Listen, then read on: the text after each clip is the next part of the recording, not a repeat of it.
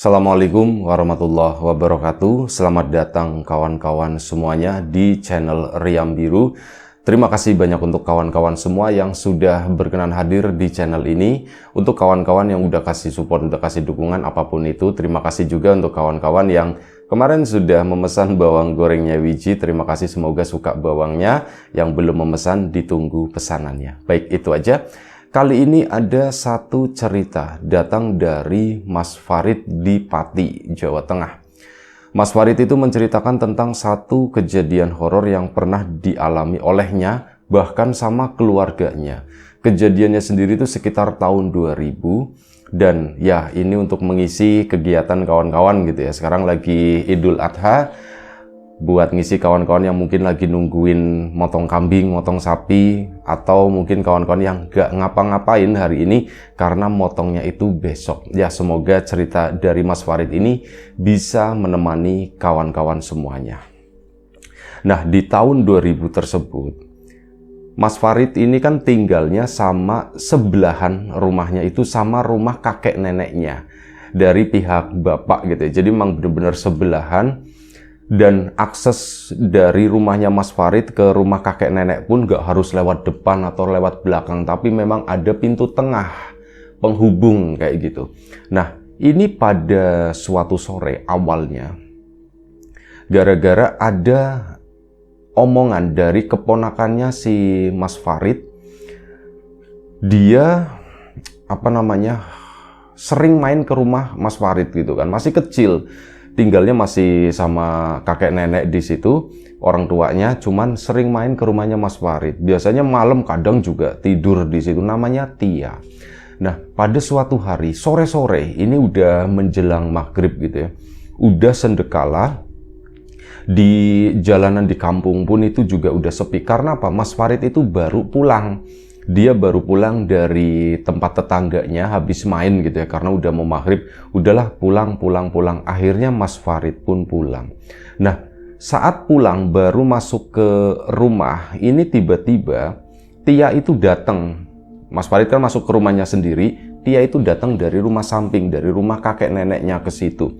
Itu bilang, ada tamu, kata si Tia.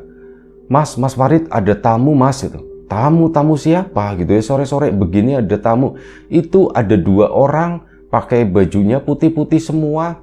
Di mana gitu kan? Itu kayaknya mau ke sini. Nah, mau ke sini tuh ini antara rumahnya orang tuanya Mas Farid sama rumah kakek neneknya itu kayak ada lorong. Ada jarak gitu ya, sekitar 2-3 meter lah, itu kayak buat garasi. Nah, ini pintu penghubungnya kan di itu tadi, garasi tersebut lah gampangannya ya. Sementara di bagian sisi samping belakang rumah kakek neneknya, tepat di depan garasi itu ada pintu di sana. Nah, ini si Tia tadi itu cerita itu di sana. Nah, nunjuknya itu ke ya kemungkinan di samping itu ya, di samping rumah. Loh, kok tamu di sana? Iya mas, itu ada 2 orang. Akhirnya Mas Farid kan ya ke situ nengokin beneran atau enggak gitu. Pas ditengokin ke tempat tersebut, ke garasi itu, malah ketemu sama kakeknya. Akhirnya Mbah manggil kan, Mbah lagi ngapain Mbah, katanya. Ini tadi ada yang ngetok-ngetok kamu Rit, katanya. Oh enggak Mbah, aku nggak ngetok-ngetok. Aku justru kesini itu gara-gara cerita dari Tia. Tia itu tadi bilang katanya ada tamu Mbah kesini, 2 orang pakai baju putih-putih, kata si Mas Faridnya. Oh gitu ya, si Mbah itu cuman bilang oh begitu doang. Emang kenapa Mbah? Ada yang ngetok Mbah? Iya tadi ada yang ngetok. Ya sudahlah, udah. Si Mbahnya pun nutup pintu lagi, masuk ke dalam sana, ke dalam rumah. Mas Farid pun balik cerita sama orang tuanya. Pak, Bu, tadi Tia bilang katanya ada tamu 2 orang, pakainya putih-putih semua. Itu datang ke samping gitu, ke depan garasi sana. Dan pas aku ke situ, kakek juga katanya mendengar ada yang ngetok-ngetok di sana. Pas pintu dibuka nggak ada siapa-siapa, Bu, gitu kan. Ini bapak sama ibunya itu kayak pandang-pandangan gitu kan. Ya semoga nggak terjadi apa-apa, kata si ibu itu begitu. "Loh, Bu, emang kenapa?" gitu kan. Mas Farid itu nanya. Udah, nggak usah dipikirin," kata si itu kan. "Udah, nggak usah dipikirin." Iya Bu, iya Bu." Tapi ya dibilang nggak usah dipikirin, Mas Farid justru penasaran, kenapa ya, ada apa ya? Ya mungkin kawan-kawan udah pernah mendengar cerita serupa begitu dan menebak arahnya itu kemana, atau setidaknya sesuatu yang dipikirkan oleh ibunya si Mas Farid sama bapaknya gitu. Mas Farid sendiri itu ndak menanyakan lebih jauh, cuman kejadian itu tuh berulang. Waktu itu, entah udah sekitar 1 atau 2 minggu setelah kejadian tadi, Mas Farid itu pun sempat cerita ke para tetangganya gitu, itu diceritakan. Dan setelah 2 minggu, kembali terulang. Kali ini tuh apa? Sama kejadiannya itu sendekala maghrib, cuman Mas Farid saat itu kondisinya lagi berada di dalam rumah. Dia itu udah pulang gitu ya. Nah, ini pintu samping itu ada yang ngetok-ngetok. Tak tak tak tak tak tak gitu. Tak tak tak tak, tapi nggak ada kulonwun, nggak ada assalamualaikum, nggak ada salam apapun gitu ya. Itu cuman suara ketokan-ketokan doang. Mas Farid bahkan sampai ngomong, "Siapa ya Bu ya sore-sore begini?" "Nggak tahu Rit," katanya, kata si ibu. "Coba sana tengokin." Mas Farid pun ke situ nengokin ke arah sana. Nah, saat nengokin ke arah sana, lagi-lagi ketemu sama kakeknya. "Kamu Rit yang ngetokin Rit?" "Enggak Mbah, bukan aku Mbah, justru aku kesini karena ngedenger suara ada yang ngetokin pintu ini Mbah," kata situ kan. "Oh ya cuman begitu doang, tak kirain kamu, tak pikirain tamu atau apa, nggak lewat depan aja malah lewatnya itu samping," kata si Mbah. "Iya ya Mbah ya, dulu juga pernah ya Mbah kayak gitu ya Mbah ya." "Ya wis udah." Akhirnya udah, kakeknya pun ke sana balik lagi. Nah, setelah itu Mas Farid kan cerita ke bapak sama ibunya, tapi mereka tuh sepertinya udah tahu, "Nggak ada kan Rit?" gitu. Nanyanya langsung begitu, "Nggak ada kan Rit?" "Iya Bu, nggak ada Bu," gitu kan. "Itu siapa ya?" "Sudah, nggak apa-apa," katanya. "Udah, nggak apa-apa." Bu, kenapa Bu?" Gitu. Nanyain si Mas Faridnya. Nah, karena mendesak Mas Faridnya, "Bu, kenapa sih Bu? Ada apa sih Bu?" kayak gitu. Ibunya pun ngomong dengan cara yang nggak enak, maksudnya ada rasa nggak enak untuk menceritakan hal tersebut. "Jadi gini Rit, kata orang dulu," katanya gitu ya, bilangnya tuh kata orang dulu, minjem orang dulu. "Kalau misal ada tamu begitu, apalagi si Tia kan ngelihatnya putih-putih 2 gitu kan. Ini ya takut-takutnya biasanya sih mau ngejemput," katanya. "Bu, mau ngejemput gimana?" "Ya nggak tahu," kata si ibunya. "Oh, bisa jadi ya pokoknya kalau nggak, pokoknya mbahmu," kayak katanya begitu. Soalnya di situ kan yang tua cuman mbahmu. Cuman ya udahlah, nggak usah dipikirin, itu kan kata orang dulu gitu. Ya yang jelas ada kekhawatiran di mata ibunya si Mas Farid. Mas Farid setelah mendengar hal tersebut pun juga sama. Jadi khawatir, jadi kepikiran kayak gitu kan. Tapi saat ke rumah kakek neneknya, nggak mungkin orang mereka berdua itu masih sehat. Nggak bakalan terjadi apa-apa gitu kan. Orang masih sehat, masih kuat kayak gitu. Kakek juga masih aktivitas. Dan waktu pun berlanjut. Nah, enggak cuman 2 tamu. Melainkan apa? Pernah ada beberapa hari setelah itu, tapi kejadiannya itu malam sekitar jam 9. Nah, jam 9 malam Mas Farid itu baru pulang lagi-lagi dari tempat temannya ke situ lewat pintu samping. Samping itu yang arah garasi tadi ya. Nah, di sana Mas Farid itu ngelihat ada 2 burung perkutut di situ lagi duduk di depan pintu. Di sana lagi berdiri kayak lagi tidur. "Hah, ini burungnya siapa?" gitu kan. Jangan-jangan burung si Mbah lagi. Si Mbah itu memang pelihara itu tadi perkutut ya. Cuman pas nggak ngecek sih, waktu itu nggak sempet ngecek.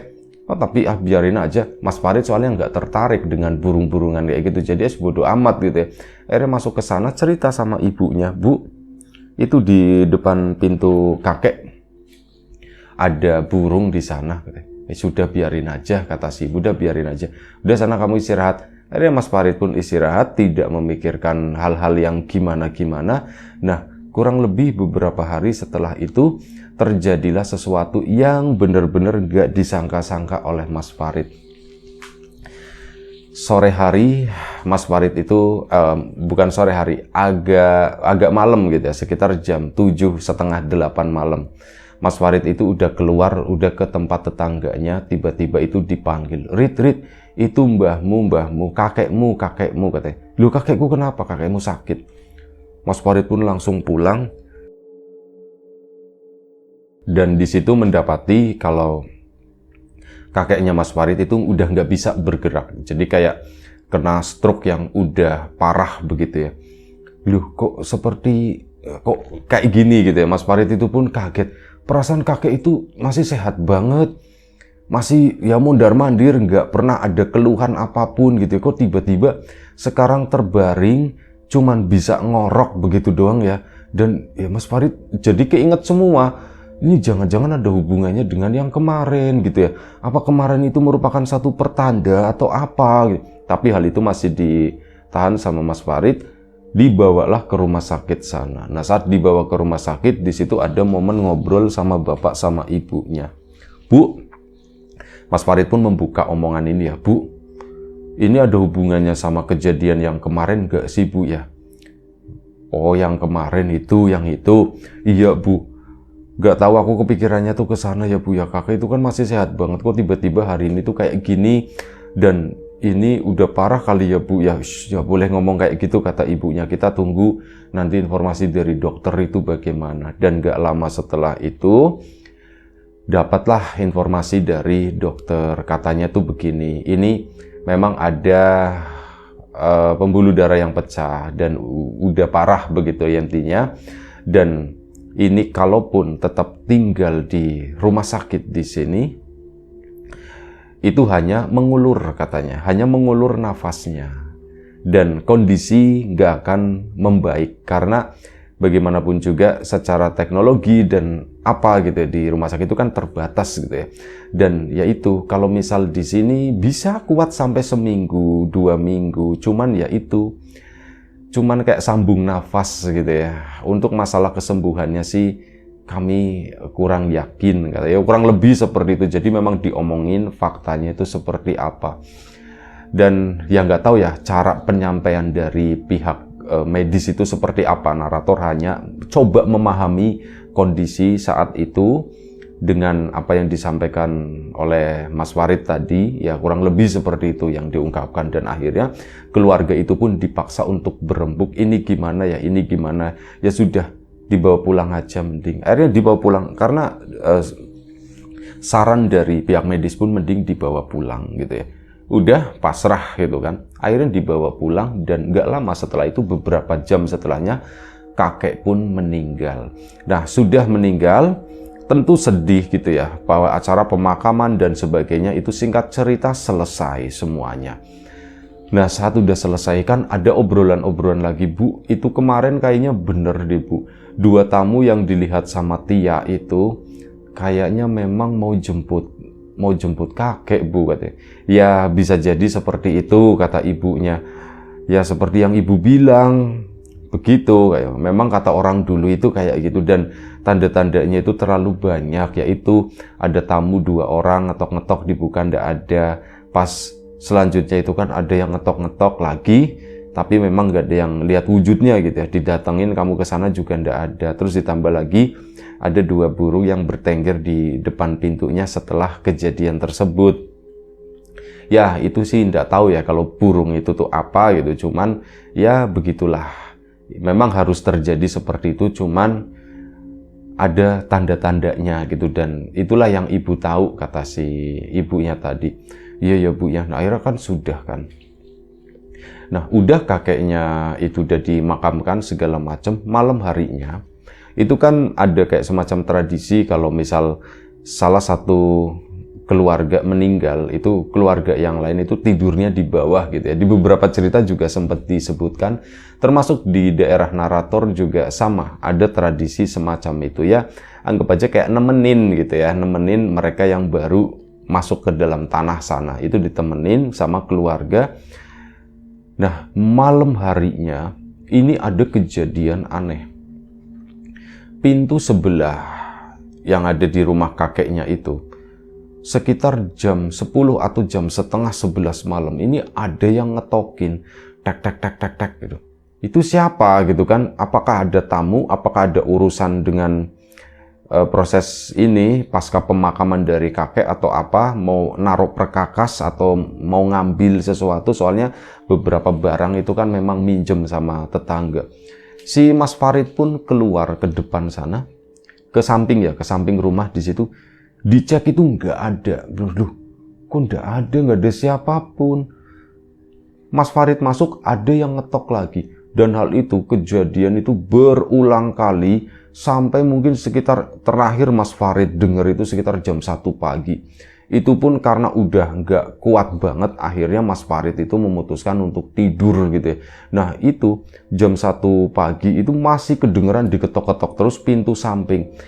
Yang di sana rumah nenek kan agak ada masalah dengan telinga, jadi nenek itu udah nggak peduli dengan suara-suara semacam itu. Cuman saudara-saudaranya Mas Farid yang tinggal di rumah tersebut kan keganggu juga. Meskipun apa, katanya dengernya itu cuman sekali 2 kali, jadi nggak bener-bener full ngedenger terus kayak gitu tuh nggak. Justru yang ngerasa banyak banget ngedengernya ini yang berada di rumahnya Mas Farid, tak tok tak tok tak tok terus.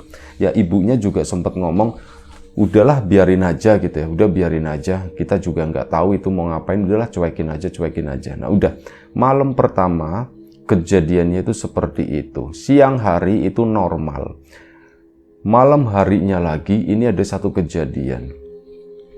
Belum malam banget lah, masih sore, sekitar jam 6. Orang-orang itu lagi pada sholat maghrib di rumahnya Mas Farid, termasuk di rumah kakek neneknya di sana. Mas Farid itu lagi mondar-mandir persiapan untuk acara tahlilan.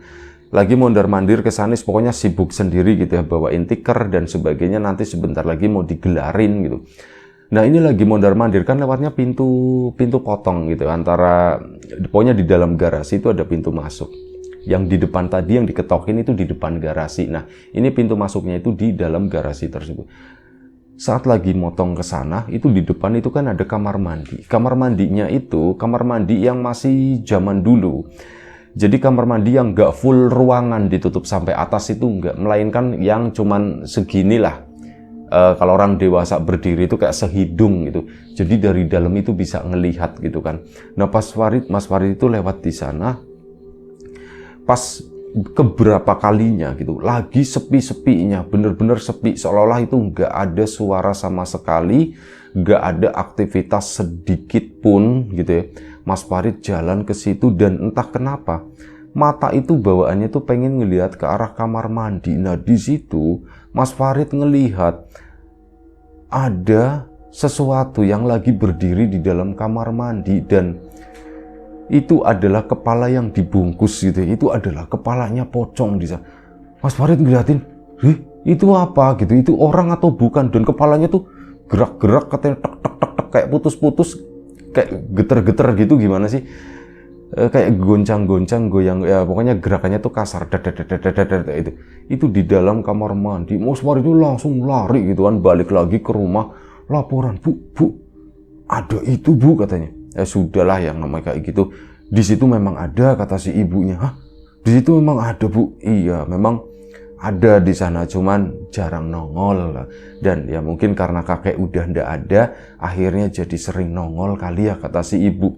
Bu, ibu emang tahu bu? Ya, ibu tahu kan dulu waktu rumah ini belum jadi, kan ibu ikut bapak itu masih tinggal di rumah kakek nenek di sana. Mandinya pun di situ. Ibu itu udah beberapa kali ngelihat, katanya begitu. Oh, jadi emang dari dulu ada. Itu bukan kakek ya bu ya? Bukan, ngawur, kata ibunya. Kakek udah nggak ada, kakekmu itu udah meninggal gitu. Nggak, beda sama yang begituan. Itu bukan kakekmu. Itu dari dulu memang sudah ada di sana. Ya di kamar mandi itu. Bu, kamar mandi atau sampingnya yang toilet.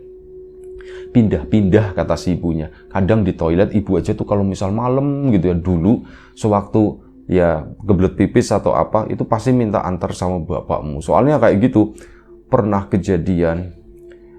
Jadi kamar mandinya, sekatnya ini bak ya, bak kamar mandi itu gabung antara bak yang buat mandi sama yang buat toilet di sana. Nah di tengahnya itu disekat begini, di bawahnya itu air gitu kan. Ibunya Mas Farid ceritanya lagi pipis di situ sendirian. Masih sore, jam setengah 9 malam.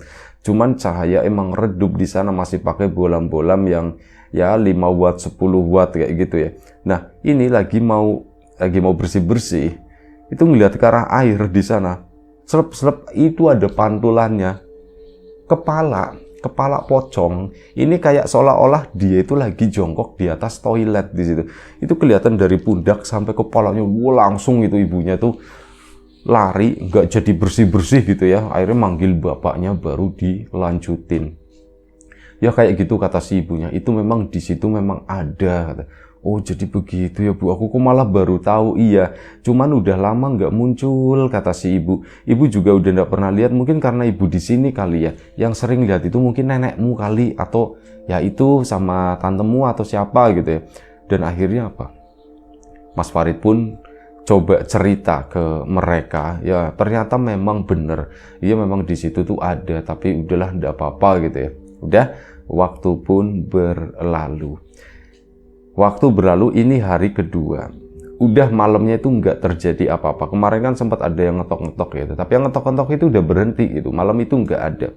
Malam ketiganya, ini ada satu kejadian lagi. Mas Farid itu kan ada beberapa teman yang main ke sana dan akhirnya nggak pulang-pulang. Pada begadang gitu ya. Pada nemenin ngobrol-ngobrol di teras rumah kakeknya di situ. Ya seneng juga sih, rumah akhirnya jadi rame gitu kan.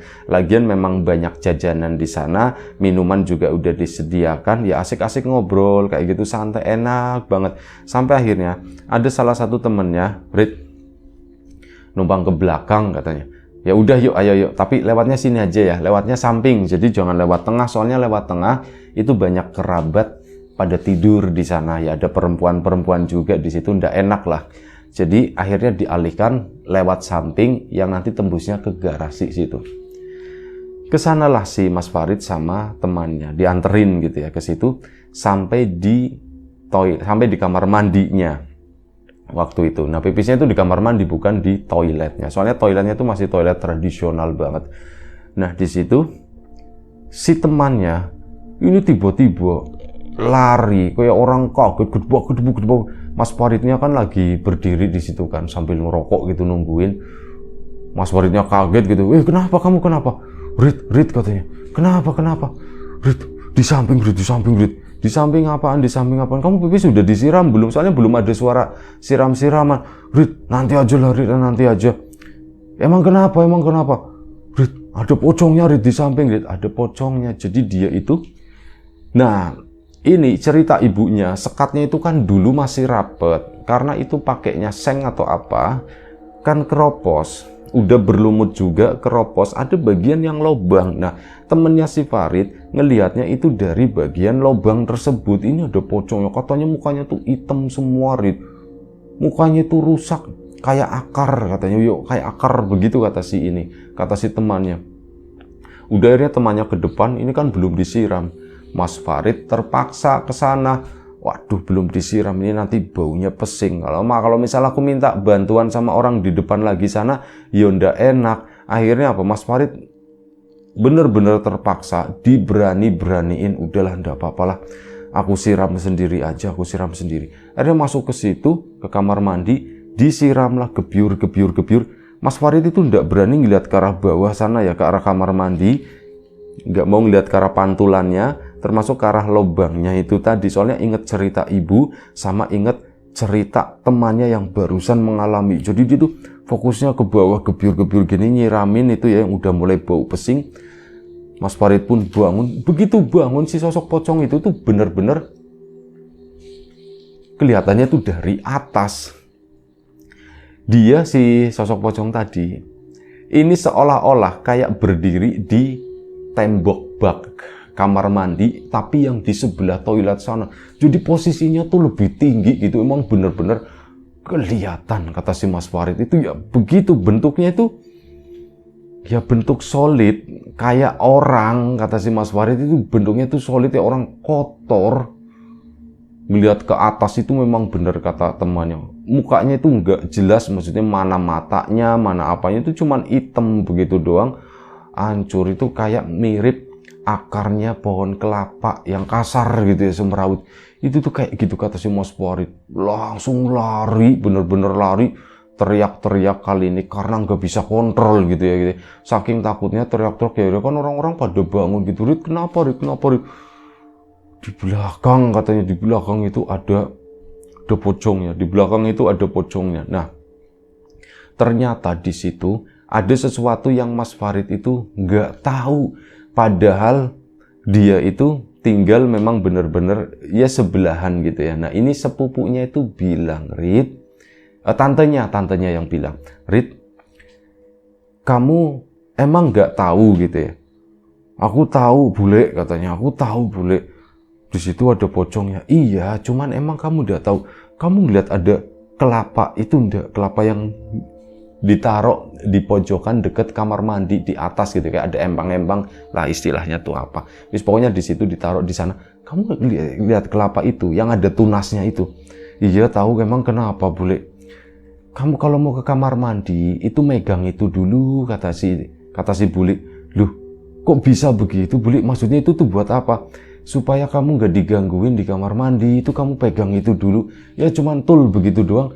Gak bakalan, kata bule itu, gak bakalan itu kelihatan, gak bakalan itu ada. Oh, jadi begitu, bule? Iya, emang ibumu gak ngasih tahu, katanya. Enggak, ibu gak ngasih tahu. Lah, gimana sampean, Mbak, katanya.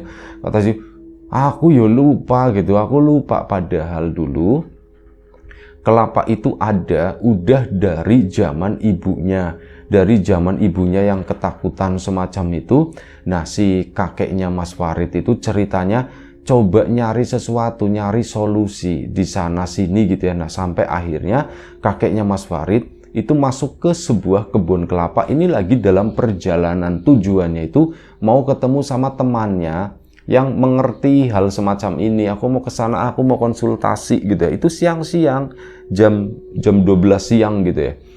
Mau ke sana, naik sepeda, dan tiba-tiba ada sebuah kelapa jatuh, buah kelapa kedebuk gitu di samping si kakeknya. Kakeknya pun kaget, hampir mengenai dirinya gitu kan, bahkan hampir terjatuh. Untung enggak terjatuh. Nah, di situ si kakeknya kan ya satu marah-marah, yang sisi lainnya juga alhamdulillah begitu ya. Ini kalau kena kepala gimana gitu ya, kelapa biasa, bukan yang gimana-gimana, kelapa coklat, kelapa tua. Nah, setelah itu ada seorang tua, kakek-kakek juga, ini bilang itu dibawa, katanya itu dibawa. Ya si kakeknya, lu buat apa kayak gini, kelapa udah tua, paling itu udah dimakan sama bajing juga, sama tupai gitu ya. Dibawa aja, katanya. Loh, emang buat apa, Mas? Manggilnya kan Mas, sama-sama orang tua gitu. Manggilnya buat apa, Mas? Ini nanti kamu taruh di dekat kamar mandi sana. Yang mau masuk situ dipegang aja, nanti nggak digangguin, kata situ. Duh, kok seolah-olah tahu apa yang masalah mau aku bawa ke temanku gitu, pikir si kakek. Tapi beneran Mas ini, Mas? Iya, beneran. Bawa aja ke rumah, katanya. Oh iya, wis lah kalau kayak gitu. Nah, akhirnya kakeknya pun ini diambil, si orang tadi itu udah nggak ada. Loh, ini orang kemana? Akhirnya kan dibawa pulang. Ya ditaruh di situ di depan kamar mandi. Kakek pun ngomong, ini pokoknya kalau masuk kamar mandi dipegang dulu ya. Akhirnya ya kayak gitu dipegang. Setelah dipegang, memang beneran mereka itu nggak mengalami gangguan apapun ya. Dari zaman ibunya, bulenya, semua yang tinggal di rumah tersebut, kalau mau masuk ke toilet atau kamar mandi itu pasti ya megang dulu, set.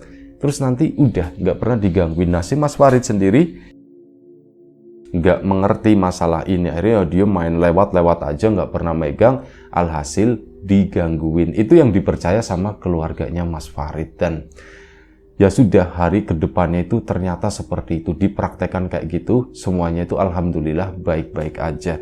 Dan masalah gangguan-gangguan kayak ketokan pintu dan sebagainya itu pun juga lambat laun ikut berakhir. Nggak ada ini lagi lah, udah nggak ada kejadian lagi, semuanya itu kembali tenang, normal seperti semula. Cuman bedanya kakeknya Mas Farid itu udah nggak ada. Jadi itu aja satu cerita dari Mas Farid di Pati sana. Terima kasih banyak. Terima kasih untuk kawan-kawan semua yang sudah kasih support, sudah kasih dukungan dalam bentuk apapun itu. Kawan-kawan subscriber, kawan-kawan membership, kawan-kawan yang udah kasih support dalam bentuk super thanks ke Riam Biru. Terima kasih banyak. Kawan-kawan yang udah ngasih like, udah nge-share ke yang lainnya. Kawan-kawan yang udah ninggalin komentar juga terima kasih banyak. Semoga semua kebaikan-kebaikan itu nanti dikembalikan lagi ke kawan-kawan semua menjadi sesuatu yang lebih besar, sesuatu yang lebih berarti, sesuatu yang lebih bermanfaat lagi nantinya. Doa terbaik dari kami untuk kawan-kawan semua, semoga selalu diberi kemudahan dalam hal apapun, termasuk kemudahan dalam hal rezeki, yang sakit segera diberi kesembuhan, yang sehat tetap dijaga kesehatannya. Sampai jumpa di episode selanjutnya Riam Biru, jaga kesehatan kawan-kawan semuanya. Sekali lagi terima kasih. Assalamualaikum warahmatullahi wabarakatuh.